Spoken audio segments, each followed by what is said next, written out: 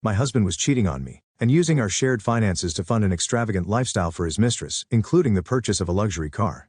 Instead of confronting him immediately, I devised a meticulous plan to reclaim my dignity and expose his betrayal. Using my finance knowledge, I left him with no wife, no car, no money, and no mistress. "You're working late again?" Greg called from the kitchen, his tone dripping with fake concern. I glanced up from my laptop, masking the irritation bubbling beneath the surface. "Big deadlines this week," I said casually. He smirked, pouring himself a glass of wine. "You've got to take it easy, Holly. Life isn't just about work, you know." If only he knew. My name is Holly, and for the last 6 months I've been living a double life, not the glamorous, exciting kind. No. My double life consisted of pretending everything was fine while quietly piecing together evidence of my husband's betrayal. It started with small things, late-night meetings that didn't make sense, charges on our credit card for expensive restaurants I hadn't visited, and a faint whiff of unfamiliar perfume on his clothes. At first I told myself I was imagining it, but one day while organizing the mail, I found a receipt for a down payment on a car, a luxury car. That wasn't for me. I confronted him lightly at first, asking about the unusual expenses. Greg, ever the smooth talker, waved it off. "Work perks," he'd said with a grin. "You know how my clients like to celebrate?" I wanted to believe him, but something about the way he avoided my eyes told me the truth was far less innocent. So I started paying attention. It didn't take long to uncover the full picture. Greg wasn't just cheating, he was using our shared savings to fund a lifestyle for Melanie, his so-called client. Expensive dinners, shopping sprees, and the pièce de résistance, the car he planned to present to her as an anniversary gift. The audacity of it all was breathtaking. Here I was working late nights to secure our future, while he drained our accounts to impress a woman who probably couldn't spell commitment if her life depended on it. But instead of confronting him, I stayed quiet. That night, as Greg settled onto the couch, I opened my laptop and began to plan. I researched fraud reporting procedures, legal options, and even looked up repossession companies. Every keystroke was fueled by a determination I hadn't felt in years. Greg thought he was clever, but he didn't realize he'd underestimated me. If he wanted to play dirty, I was ready to clean house. For the next few weeks I played my part perfectly. I laughed at Greg's jokes, asked about his business trips, and even pretended not to notice when he'd come home smelling like an overpriced cologne I didn't buy for him. But behind the scenes I was building my case. The first step was filing a fraud report. The car was purchased with our joint funds, but the dealership papers only had Greg's name on them. A detail I used to my advantage. I contacted the dealership under the guise of needing more information about the transaction. By the time I hung up I had everything I needed, dates, amounts, and proof that the purchase had been made without my consent. I followed that up with a call to the bank. "I believe my account has been compromised," I told the fraud department. "There's a transaction I didn't authorize and it's a significant amount." They flagged the account and opened an investigation. Every step I took tightened the noose around Greg's scheme. Meanwhile, I kept an eye on him. Every time he smirked over his phone or whispered into it like a teenager sneaking a call, I took mental notes. I even managed to catch a glimpse of a text from Melanie. "Can't wait to see the surprise you promised." The surprise? The car, no doubt. The thought made my stomach turn, but it also fueled my resolve. Greg thought he was the master manipulator, but he'd forgotten one crucial thing. I knew how to wait. The anniversary plans came together almost too perfectly. Greg suggested a fancy dinner at one of the restaurants he loved to frequent with Melanie. "I want to treat you right," he'd said, flashing a grin that once made me swoon but now only made my skin crawl. "Sounds wonderful," I replied, masking my contempt with a sweet smile. I knew what he was doing, using the dinner as a cover to present Melanie with the car afterward, but I wasn't about to let him get away with it. That night, after Greg left for another client meeting, I finalized the details with the fraud investigator. The car's purchase was flagged, and the repossession team was scheduled. Everything was set to unfold just as Greg thought he was winning. As I closed my laptop I felt a strange sense of calm. For weeks I'd been quietly carrying the weight of his betrayal, pretending not to notice the lies piling up around me. But now the power had shifted. Greg had no idea his world was about to collapse. The night of our anniversary dinner arrived, and Greg was in his element. He strolled into the house wearing a sharp suit, holding a bouquet of roses and a bottle of champagne. "Happy anniversary, babe," he said with a grin, leaning in to kiss my cheek. "Happy anniversary," I replied, my voice steady, my smile practiced. If he noticed the stiffness in my demeanor, he didn't show it. He was too busy gloating. At the restaurant, Greg spared no expense. He ordered the finest wine, the most extravagant dishes, and even arranged for a pianist to play our song. It would have been romantic if I hadn't known the truth. As he sipped his wine, Greg's phone buzzed. His expression lit up when he read the message, though he quickly tried to mask it. "Everything okay?" I asked, feigning curiosity. "Just a work thing," he said, slipping the phone back into his pocket. "Nothing to worry about." I nodded, biting back a smile. I knew exactly what the message said. Melanie was waiting for her surprise. After dinner, Greg suggested we take a walk. "It's such a beautiful night," he said, slipping his arm around my shoulders. I played along, letting him lead me back to the car. He opened the passenger door for me like the perfect gentleman, but I could see the excitement in his eyes. He was counting the minutes until he could ditch me and deliver his grand gesture to Melanie. Back at the house, I watched Greg check his watch repeatedly, his impatience barely concealed. "I've got to run out for a bit," he said finally, his tone casual. "Work emergency. On our anniversary? I asked, tilting my head innocently. It won't take long, he assured me. Just something I need to handle. I smiled sweetly. Of course. Don't let me keep you. As he grabbed the keys and headed out the door, I sat back on the couch, my heart pounding.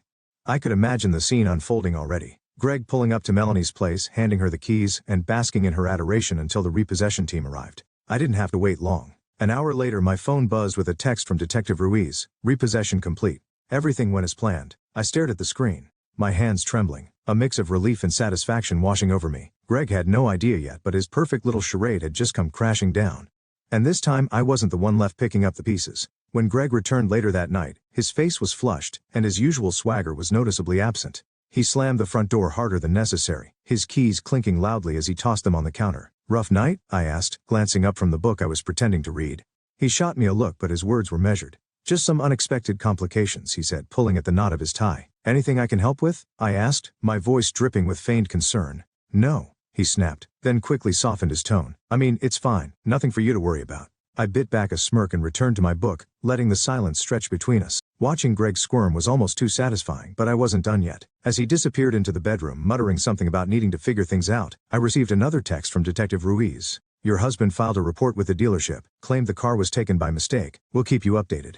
I chuckled softly, imagining Greg's humiliation as he tried to explain the repossession without revealing the fraud. The next morning I woke to the sound of Greg pacing in the kitchen. He was on the phone, his voice low and tense. I don't care what it takes, he was saying. Just fix it. She's furious and I can't. He stopped abruptly when he noticed me standing in the doorway. Morning, I said, pouring myself a cup of coffee. He forced a smile. Morning, just handling some work stuff. Sounds stressful, I said, taking a sip of coffee. Anything I should know about? No, he said quickly. His tone clipped. Nothing you need to worry about. For the rest of the day, Greg was uncharacteristically quiet. He spent hours on his laptop, muttering under his breath and occasionally slamming the lid shut in frustration. I could tell he was trying to salvage the situation, but there was nothing he could do. The fraud report had triggered a full investigation, and the dealership wasn't about to hand the car back without answers. By the evening, Greg's patience had worn thin. Do you ever feel like the universe is just out to get you? He asked suddenly, his tone bitter. Sometimes, I replied, keeping my expression neutral. But I think the universe has a way of balancing things out, don't you? He didn't respond, but the look he gave me lingered a little too long, as if he suspected I knew more than I let on. The cracks in Greg's composure grew more obvious by the day. He was short-tempered, distracted, and constantly on the phone, arguing with someone on the other end. I didn't press him. Instead, I watched and waited, silently enjoying the unraveling of his carefully constructed facade. One evening, I overheard a particularly heated call. Greg was pacing in the living room, his voice low but furious. I told you I'd fix it, he hissed. Just give me a little more time. It's not my fault. These things happen. I could guess who he was talking to. Melanie. I leaned against the kitchen counter pretending to scroll through my phone, though every fiber of my being was focused on his words. She's overreacting, Greg muttered, clearly trying to calm whoever was on the other end. You don't need to make this a big deal. I'll sort it out. The call ended abruptly, and Greg threw his phone onto the couch, muttering a string of curses. Everything okay? I asked, stepping into the living room with feigned innocence. He looked up, startled, then forced a tight smile. Yeah, just work stuff. Must be tough, I said, sitting down across from him. You've been so stressed lately. Are you sure there's nothing I can do to help? His jaw tightened, but he shook his head. No, I've got it under control. That night I received another update from Detective Ruiz. The investigation is moving forward. The dealership has corroborated the fraud report. Your husband's activities under review. I stared at the message, a mix of relief and anticipation coursing through me. The net was closing in, and Greg had no idea. The next morning, Greg's mood hit a new low. He sat at the kitchen table with his head in his hands, barely touching his coffee. I don't know what's wrong with people these days, he said, his voice tinged with bitterness. Everyone's out for themselves. I almost choked on my coffee but managed to stifle a laugh. Really? What happened? He waved his hand dismissively. Just some setbacks. Nothing for you to worry about. Of course, I said sweetly, hiding my smirk behind the rim of my mug. By the end of the week, Greg was visibly unraveling. His confident demeanor was gone, replaced by a man grasping at straws. As he sat in the living room that evening typing furiously on his laptop, I leaned against the doorway. You know, Greg, I said casually, sometimes people get exactly what they deserve. He froze for a moment, his fingers hovering over the keyboard before turning to look at me. What's that supposed to mean? I shrugged, my expression calm. Just something to think about. The breaking point came on a Saturday evening. Greg had been on edge all day, snapping at everything and everyone. By the time he got a call from Melanie, his carefully maintained mask shattered entirely. I was in the kitchen when his phone buzzed. He glanced at the screen, cursed under his breath, and walked outside to take the call. Curious, I followed quietly, staying just out of sight by the open window. You don't understand, Greg hissed, his voice frantic. It's not my fault the dealership's claiming fraud, but I didn't. He paused, clearly interrupted by a furious tirade on the other end. "I told you I'd fix it," he said, his voice cracking. "Do you think I like this any more than you do? Just give me a little more time, Melanie." Her voice was muffled, but her anger was unmistakable. When he finally hung up, Greg stormed back inside, slamming the door hard enough to rattle the windows. "Everything okay?" I asked innocently, glancing up from my laptop as he stormed past. "Fine," he snapped, disappearing into the bedroom. Moments later, I heard the unmistakable sound of drawers being yanked open and slammed shut. Curious, I peeked into the room and found him frantically rummaging through his closet, throwing clothes and shoes onto the bed. "What are you doing?" I asked, leaning against the doorframe. "Packing," he said shortly. "Packing." I raised an eyebrow. "Are you going somewhere?" "Don't start, Holly," he said, his voice tight. "I don't have time for this right now." I crossed my arms, watching as he stuffed random items into a duffel bag. "What's going on, Greg? You've been acting strange all week." He froze for a moment, his back to me, before turning around. "It's nothing," he said, his tone sharper than usual. "Just a work emergency I need to deal with." I held his gaze, letting the silence stretch uncomfortably long. Finally I smiled. "If you say so." As Greg left with his hastily packed bag, I received a text from Detective Ruiz. "The investigation is moving fast. Expect more development soon." I sat on the couch, staring at the door Greg had just walked through, feeling a strange mix of satisfaction and anticipation. He thought he was running to fix things, but the truth was there was nothing left to fix. By the time he realized it, it would be too late. For the first time in weeks, I allowed myself to relax. The plan was in motion and the pieces were falling into place. All I had to do now was wait, and if there was one thing I'd learned over the years, it was how to wait. Monday morning, I woke to a string of missed calls and frantic voicemails from Greg. "Holly, call me back. It's urgent. Where are you? I need to talk to you now. They're saying fraud, but it's not true. You've got to help me fix this." I deleted each one without hesitation, savoring the quiet triumph of knowing the tables had finally turned. Over coffee I texted Detective Ruiz for an update. His reply was swift. "Greg tried to contact the dealership this morning. He's panicking, but the fraud investigation has progressed too far for him to undo anything." I smiled to myself, imagining Greg's face as he realized there was no way out. Around midday the doorbell rang. When I opened it, Greg stood on the porch looking disheveled and desperate. His shirt was wrinkled, his tie askew, and his usual arrogance was nowhere to be found. "We need to talk," he said, his tone pleading. I crossed my arms, leaning against the doorframe. "Talk about what, Greg? The car you bought for your mistress or the fraud charges you're facing?" His eyes widened, panic flickering across his face. "Holly, I can explain." "No need." I cut him off. "I know everything. The fake business trips, the luxury dinners, the car. You thought I wouldn't notice, but I've known for months." He stumbled over his words, trying to piece together a defense, but I didn't give him the chance. "You used our money to fund your lies?" I said, my voice steady. "You betrayed me, and now you're paying the price." He stepped closer, his hands raised in a gesture of surrender. "Holly, please. I messed up, but we can fix this. I'll pay you back. I'll do whatever it takes." I raised an eyebrow. "You'll pay me back? With what? Your empty promises or the love letters from Melanie?" The mention of her name made him flinch, and I knew I'd hit a nerve. Before he could respond, I stepped back and gestured to the stack of papers sitting on the entryway table. "You can start by signing these," I said. Greg hesitated, glancing at the documents. "What is this?" "Divorce papers," I replied. "You've already lost the car and soon you'll lose access to everything else. Consider this your final chance to walk away with whatever dignity you have left." He stared at me, his jaw tightening. For a moment I thought he might argue, but then his shoulders sagged in defeat. "You don't have to do this," he said weakly. "Yes, I do," I said firmly. "Because unlike you, I know how to finish what I start." Greg left without another word, and as I closed the door behind him, I felt an overwhelming sense of relief. The man who had taken so much from me was finally out of my life, and for the first time in years I felt free. The house felt eerily quiet after Greg left, but it wasn't the unsettling kind of silence I'd grown used to during our marriage. This was the peaceful kind, the kind that meant freedom. I sat at the kitchen table staring at the signed divorce papers. Greg had left reluctantly, his plea still echoing in my mind, but the weight of his betrayal no longer sat heavy on my shoulders. For the first time in months I felt in control. Over the next few days I started putting my life back together piece by piece. The first step was meeting with my lawyer to finalize the divorce.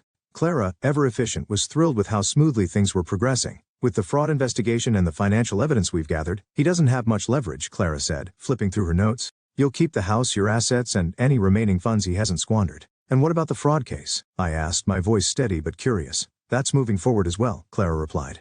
"Detective Ruiz has ensured that all the pieces are in place. Greg will be facing charges soon, and given the evidence, it's unlikely he'll avoid jail time." I nodded, the news giving me a sense of closure I hadn't realized I needed. While the legal battles moved forward, I focused on reclaiming the space Greg had tried to overshadow. I rearranged the furniture, replaced the old curtains with ones I'd picked out, and even painted the living room a soft shade of blue, my favorite color, not his. Amanda came over one afternoon to help, armed with paint rollers and a bottle of wine. "This place already feels different," she said as we worked. "It's like you've taken back the energy he tried to drain from it." "That's the goal," I replied with a smile. "I want this house to feel like mine, not a reminder of him." I also started reconnecting with friends I'd lost touch with during my marriage. Greg had always insisted on controlling our social life, dictating who we spent time with and when. Now I was free to make my own choices. One evening I hosted a small dinner party with Amanda and a few close friends. As we laughed and shared stories over a meal I'd cooked myself, I realized how much I'd missed this, being surrounded by people who truly cared about me, not the version of me Greg had tried to shape. The investigation into Greg's fraud continued to make progress. Detective Ruiz called me with updates every few days, his tone always professional but tinged with satisfaction. "The dealership is cooperating fully," he said during one call. Greg's attempts to cover his tracks only made things worse for him. "It's a matter of time before we see this through." I thanked him, feeling a mix of relief and validation. Greg had spent years trying to manipulate me, but in the end he'd only outsmarted himself. As I hung up the phone, I stood in the middle of my freshly painted living room, taking it all in. The house was quiet, but it no longer felt empty. It felt like home. The weeks after Greg's departure brought a kind of peace I hadn't felt in years. The house, once filled with tension and lies, now felt like a sanctuary. One morning as I sat on the back porch sipping coffee, I opened my notebook and started jotting down plans for the future. For so long my life had revolved around keeping Greg happy, balancing his whims and smoothing over his mistakes. Now for the first time I could focus entirely on myself. At the top of the page I wrote, "Things I've always wanted to do." The list grew quickly. Redecorate the house, travel to Greece, start my own business, spend more time with friends and family. Each item felt like a step toward reclaiming my identity, one that had been overshadowed by Greg's selfishness for too long. I started small, tackling the first item on the list. With Amanda's help I transformed the house into a reflection of my style, warm, inviting, and unapologetically mine. We painted the walls in vibrant colors, replaced the furniture Greg had insisted on, and even turned his old home office into an art studio. "This feels like you," Amanda said as we hung a large painting on the living room wall. "It's like the house finally matches the person living in it." I smiled, feeling a surge of pride. It's a work in progress, but it's getting there. The next step was rebuilding my career. During my marriage, Greg had discouraged me from pursuing my professional goals, insisting that his ambitions were more important. Now I was determined to make up for lost time. I reached out to old colleagues and mentors, explaining my situation and expressing my interest in re-entering the workforce. Their support was overwhelming, and within weeks I had several promising opportunities lined up. One evening, I received a call from a former boss who offered me a consulting position on a project I was passionate about.